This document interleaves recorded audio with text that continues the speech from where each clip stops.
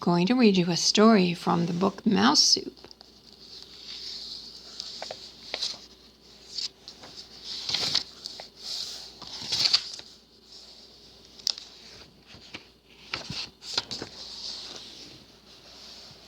A mouse sat under a tree. He was reading a book.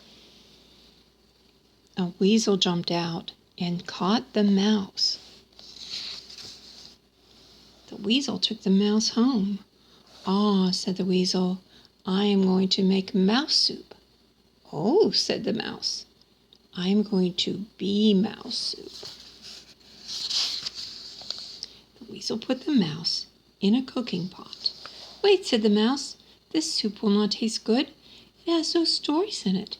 Mouse soup must be mixed with stories to make it taste really good." "But I have no stories," said the weasel. "I do," said the mouse. "I can tell them now." "All right," said the weasel, "but hurry, I am very hungry." "Here are 4 stories to put in the soup," said the mouse. And this is story number 1. Bees in the Mud. A mouse was walking through the woods. A nest of bees fell from a tree. It landed on the top of his head. "Bees," said the mouse, "you will have to fly away. I do not want a nest of bees sitting on the top of my head." "Oh no."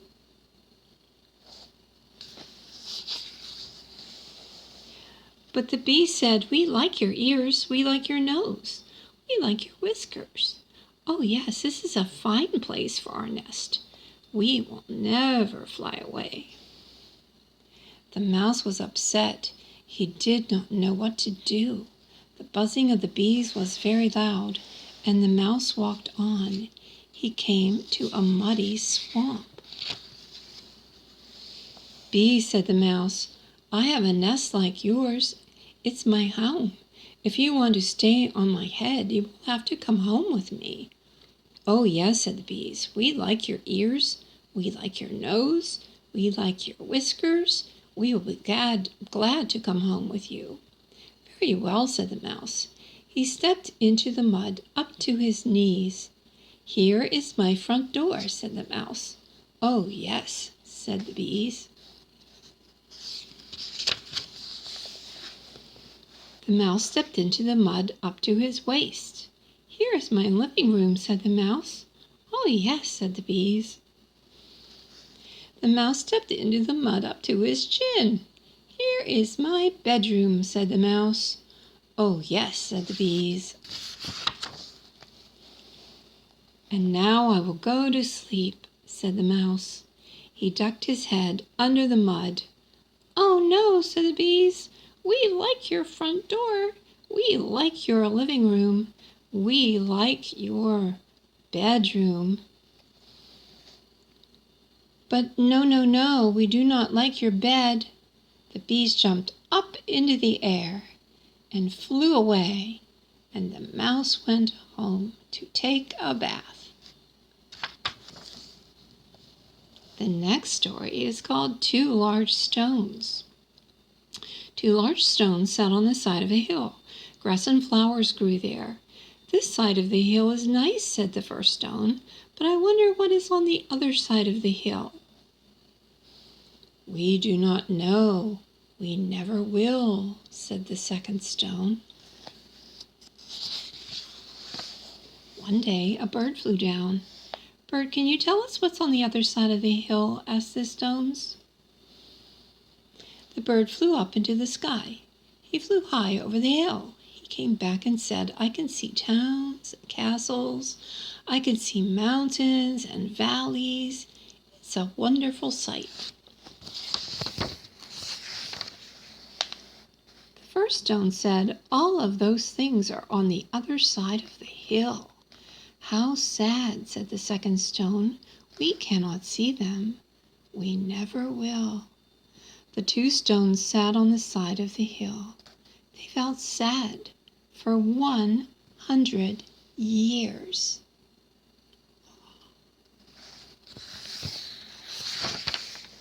One day, a mouse walked by. "Mouse, can you tell us what's on the other side of the hill?" asked the stones. The mouse climbed up the hill. He put his nose over the top and looked down.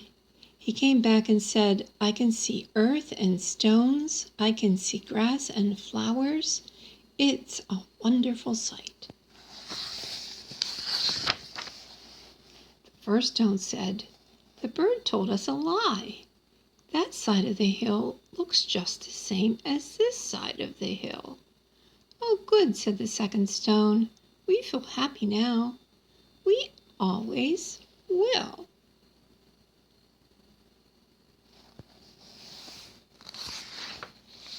The next story is called The Crickets. One night, a mouse woke up. There was a chirping sound outside her window. "What is that noise?" asked the mouse. "What did you say?" asked a cricket. "I cannot hear you and make my music at the same time." "I want to sleep," said the mouse. "I do not want any more music." "What did you say?" asked the cricket. "You want more music? I will find a friend." Soon there were two crickets chirping. "I want you to stop the music," said the mouse. "You are giving me more." "What did you say?" asked the cricket. "You want more music? We will find another friend."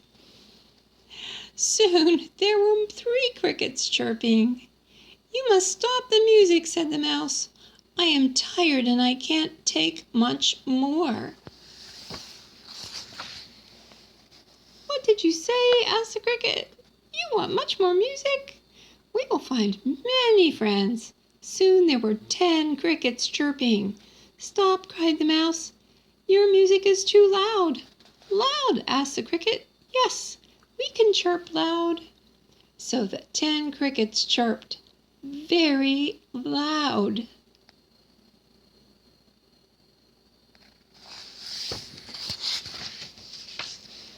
"Please," shouted the mouse, "I want to sleep." "I wish that you would all go away," asked the cricket. "Why didn't you say so the first time?"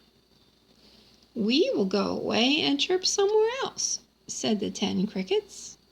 They went away and chirped somewhere else, and the mouse went back to sleep.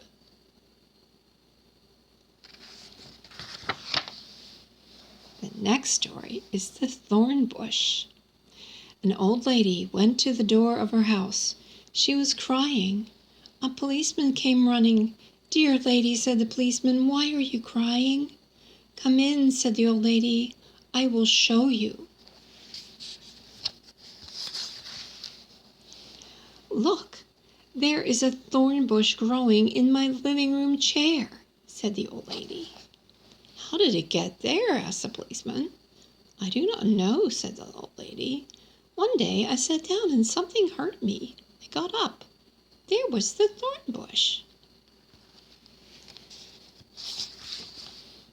"You poor lady," said the policeman. "I will pull the thorn bush out of your chair. Then you can sit down again." "No," cried the old lady. "Don't do that. I do not want to sit down. I have been sitting down all my life. I love my thorn bush. I am crying because it is sick." "See," said the old lady, "all of the branches are falling off." "The thorn bush may be thirsty," said the policeman. "Perhaps it needs water." "I never thought of that," said the old lady. She poured some water on the chair. The thorn bush shivered and shook. Green leaves came out on the branches. Little buds came out near the leaves. The buds opened up. They became large roses. "Thank you, kind policeman," said the old lady. "You have saved my thorn bush. You have made my house beautiful."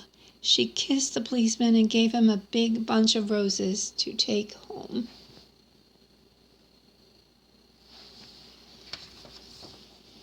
"There," said the mouse, "I have told you my stories.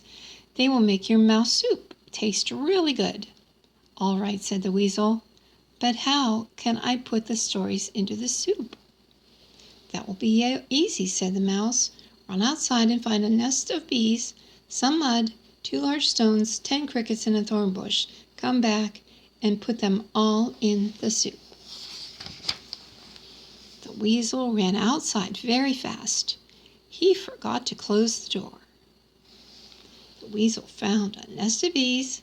He was stung many times.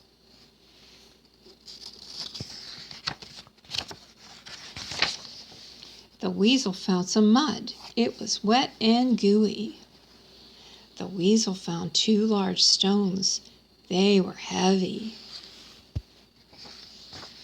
The weasel found 10 crickets. He had to jump to catch them. The weasel found a thorn bush.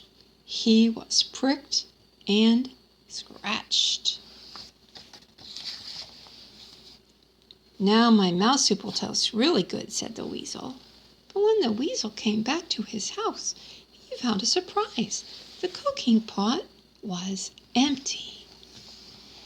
The mouse hurried to his safe home, and he lit a fire, and he ate his supper.